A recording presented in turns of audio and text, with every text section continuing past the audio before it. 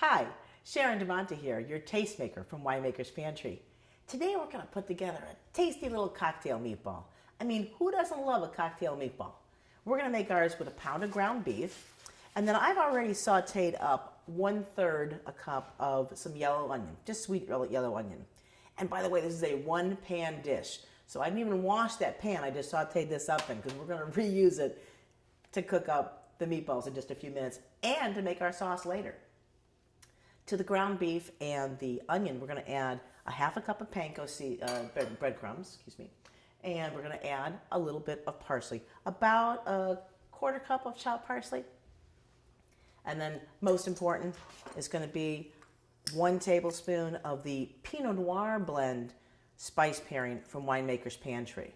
That's going to give us a little bit of smoke, a little hint of heat, and really produce a very flavorsome meatball. We're going to mix this all up. Oh, and one thing I gotta tell you too, with white spice blends, they're not all salt. A lot of spice blends in the market are more than 50% salt. So you'll often find me telling you in our recipes, add a little salt or season to taste. Not everyone can have a lot of salt, first of all, and not everyone likes a lot of salt. But you just add the amount you feel comfortable with. I'm gonna put about a half a teaspoon extra in this recipe. So we're gonna mix this up. And why do we add the onions now instead of just later on? We added the onions early on when we're making the meatballs so that we get the extra moisture from them and the sweetness inside the meatball itself. And we're going to mix this up nice. And then we're going to start forming our meatballs. Couldn't be too much easier than that.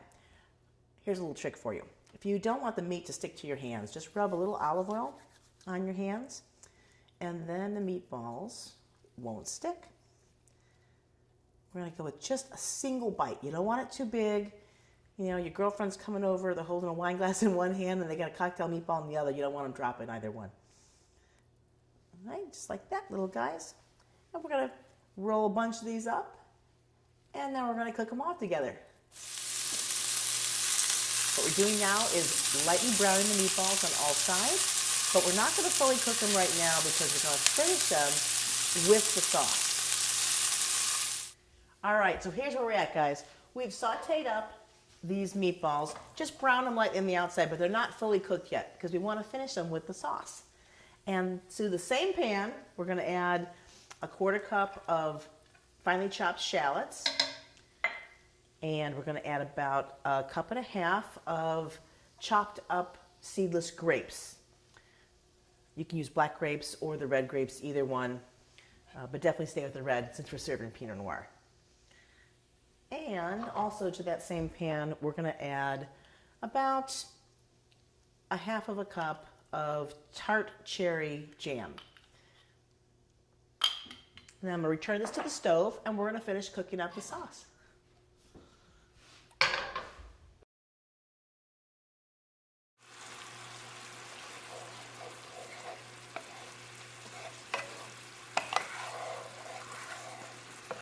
So we've just finished up cooking our meatballs in the sauce, and we didn't do anything other than add the ingredients you saw and one more little tiny pinch of sea salt while they were cooking.